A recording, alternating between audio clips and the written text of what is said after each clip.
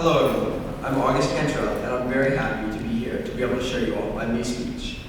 This is something that I've worked on really hard over the past few months, so I'm very excited to present this to everyone. This is about my life throughout middle school and how I've grown and changed during that time. I've also chosen a quote to represent this growth. Doubt kills more dreams than failure ever will, by Susie Gasson.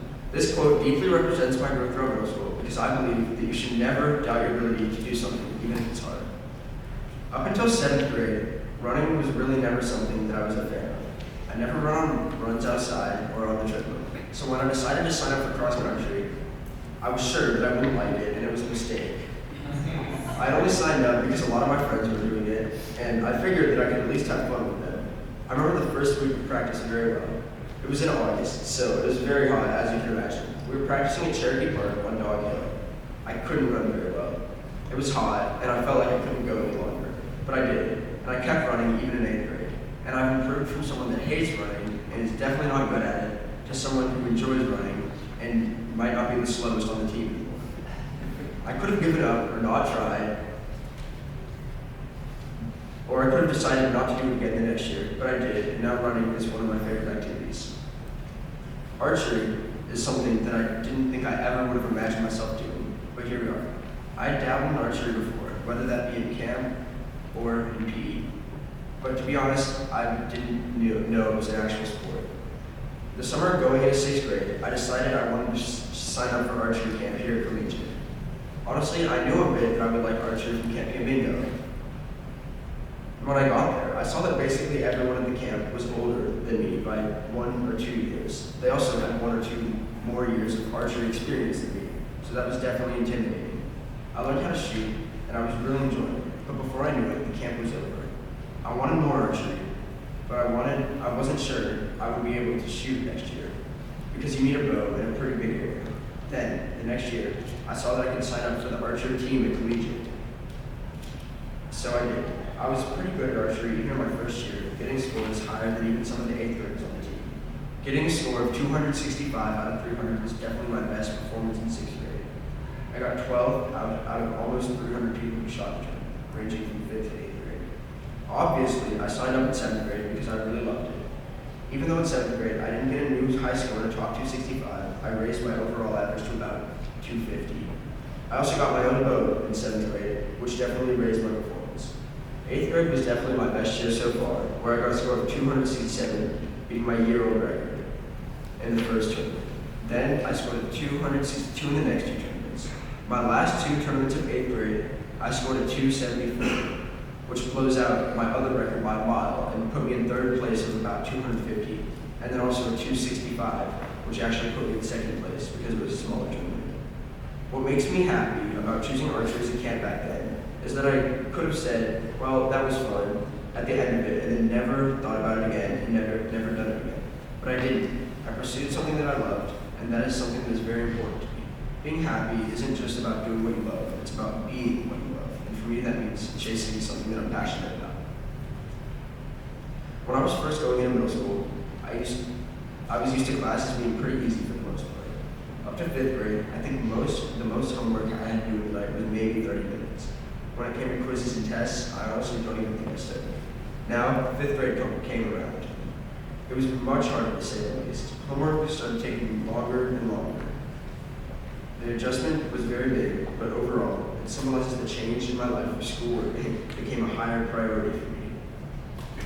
Basically, ever since I knew what it was, I loved English and poetry. I loved reading it, writing it, and basically all of the above. I honestly think this is kind of funny because everybody that I know hates poetry with passion, or at least would never say that they liked it. In English class, I would always take every opportunity to make a poem, making something that I could hope be proud of. In 5th grade, we learned about sonnets, haiku, and many other types of poetry that I had never heard of before. Then, in 7th grade, we did what is probably my favorite English project that I've ever done. We got to make a little booklet that was full of poems on each page, but not just traditional poems like sonnets and limericks. We also had to make poems based on a random Google Earth location or a poem where each line was 1 letter longer than the last, and just opportunities to be really creative with what we were writing. I think that this opportunity really let me know not only knowing just how large the boundaries of poetry could be, but also just how much I really enjoyed writing and being creative. Again, this is another example where I could have let an opportunity like that go past me, but I took full advantage of it, and it let me become a better writer and a more creative person in general. Being social is easily one of my favorite things in the world, so I think that this part of my speech really means a lot to me. The first thing that stands out to me when I think of my social life is when I go to summer camp. Every year of middle school so far, I've gone to Camp Piamago in the summer. Camp is one of my favorite places to be, not just because I'm around my friends, but also because I have a lot of fun things to do.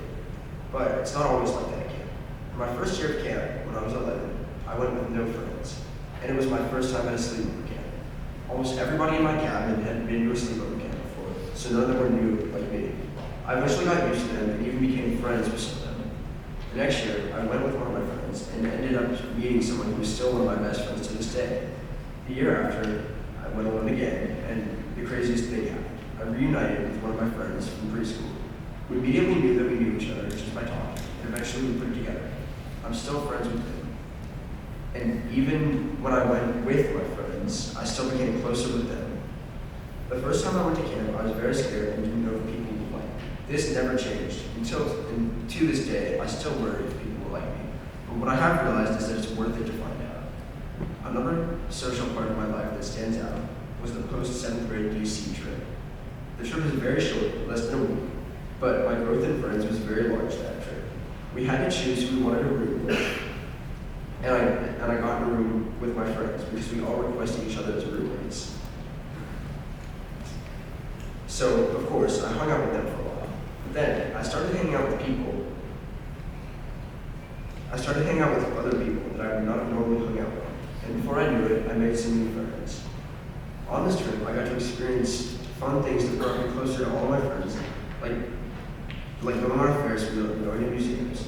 Once again, when I relate this to doubt killing dreams, I don't mean that I wouldn't have gone on the DC trip, but what doubt really would have done is prevent me from talking to new people and making friends that I wouldn't have normally made, and people that I would want for my whole life. There are many places where I feel like I can really be myself, and one of these places is definitely when I'm participating in a musical or play at collegiate. I first started when I did my first ever musical, Beauty and the Beast, in 5th grade. To be honest, I didn't even have stage fright or anything, but that might have just been because of how small my role was.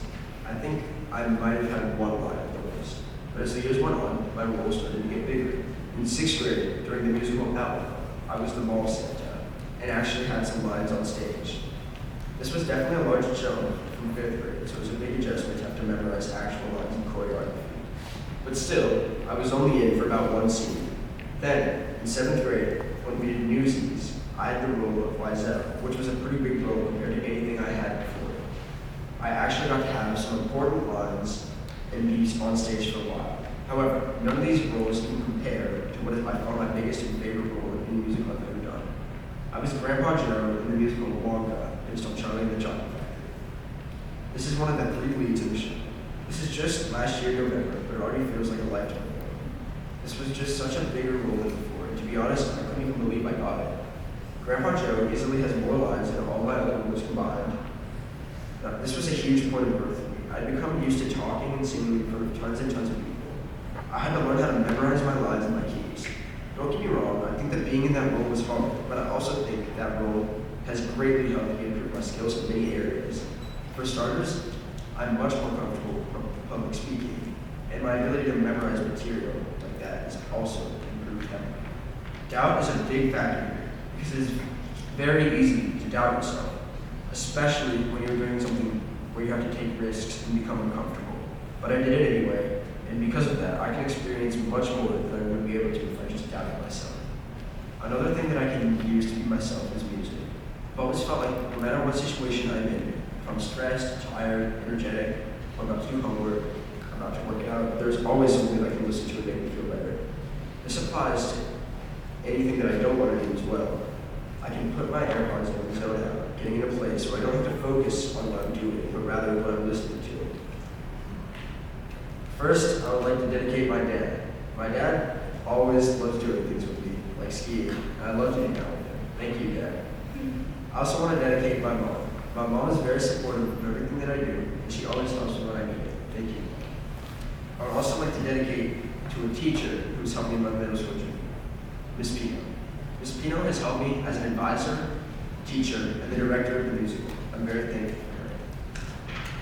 That's it for my project. I think my quote represents not only my growth throughout middle school, but also a great way to take on life. If there's one thing I want people to hear from this speech, it's that you shouldn't be scared to do something just because you think it might be hard. I want to thank everybody for listening to me, and I hope you enjoyed hearing this speech as much as I enjoyed writing it. Thank you.